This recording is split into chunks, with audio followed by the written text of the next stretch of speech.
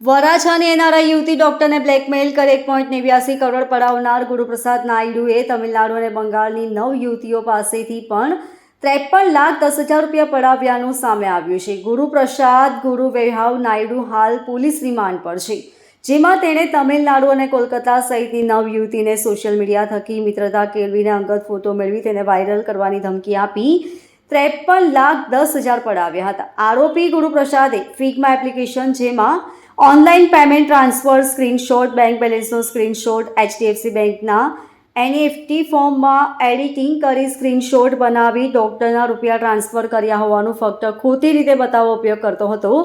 આરોપીના મોબાઈલમાં fake GPS એપ્લિકેશનથી પોતાનું location બદલવા ઉપયોગ કરતો હતો. સાથે ફોનમાંથી અલગ અલગ લક્ઝરિયસ ઘર અને ફ્લેટોના ફોટો મળી આવ્યા છે.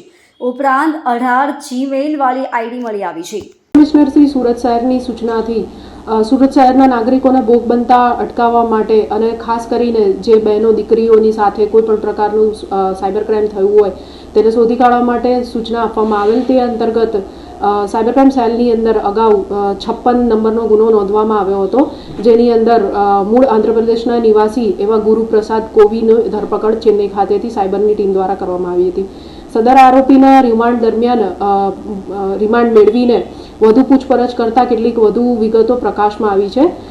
જે મુજબ આ જે આરોપી છે તેના એના ફોનમાંથી મોટા પ્રમાણમાં પોર્ન વિડીયોઝ, બીભત્સ ફોટા તથા અનેક યુવતીઓના ન્યૂડ ફોટોઝ વગેરે મળી આવેલ હતું.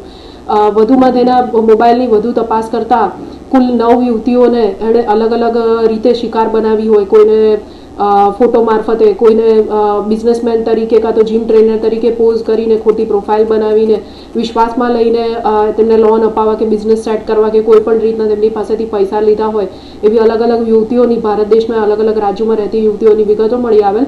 સાયબર સેલ દ્વારા યુવતીઓનો સંપર્ક કરી બિલકુલ પૈસા નહીં આપવા તથા તેઓને આ શખ્સની વિરુદ્ધ ફરિયાદ દાખલ કરવા માટે જણાવવામાં આવેલ.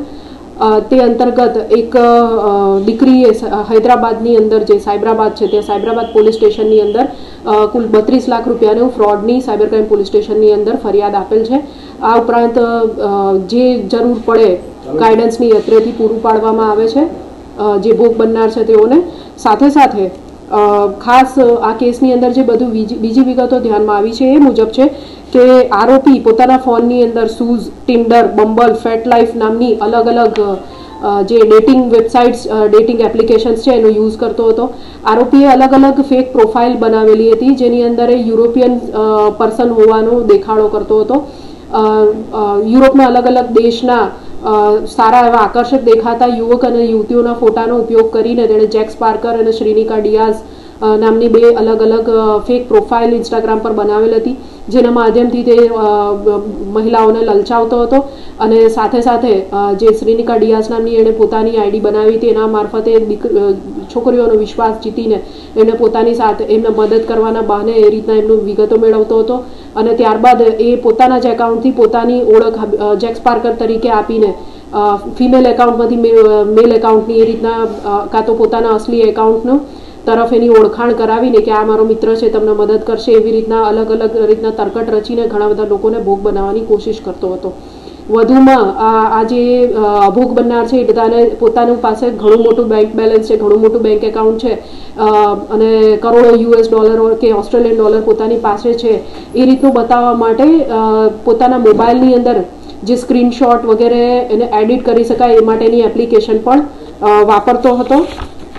ફિગ્મા નામની એક એપ્લિકેશનનો એ સ્ક્રીનશોટને બેંક બેલેન્સને ચેન્જ કરવા માટે સ્ક્રીનશોટનો એડિટ કરવા માટે ઉપયોગ કરતો હતો. આ ઉપરાંત માય ટેલ્સ્ટ્રા, ન્યુમેરો, માય ઓપ્ટસ જેવી અલગ અલગ એપ્લિકેશનનો યુઝ કરીને એ પોતાના વર્ચ્યુઅલ નંબર અલગ અલગ ક્રિએટ કરતો હતો, જેનાથી એ ભોગ બનનારાઓનો સંપર્ક કરતો હતો.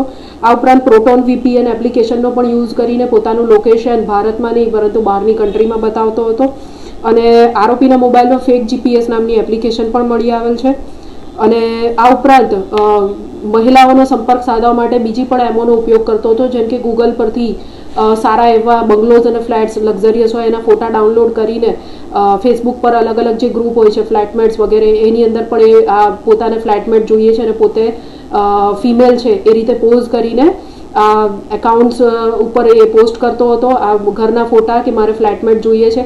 એ મારફતે જે છોકરીઓ તેના સંપર્કમાં આવે એમને કોઈ ફ્લેટ વગેરે ન બતાડે અને એના પછી એનો સંપર્ક સધાય પછી નાણાકીય મદદ કરવા માટેનું તૈયારી બતાવતો અને સાથે સાથે પછી એ પૈસા આપવા માટે પણ લોન પ્રોસેસ કરાવવા માટે મારે પૈસા જોઈશે, આટલો ટેક્સ લાગશે, એ રીતના પણ એણે અલગ અલગ ફ્રોડ કરેલ છે. આ હજુ અત્યારે આરોપીના રિમાન્ડ પૂરા થયેલ છે અને સાયબર સેલ દ્વારા આગળની જે કાયદાકીય કાર્યવાહી અને તપાસ ચાલુ છે. Bureau report LK star news, Surat.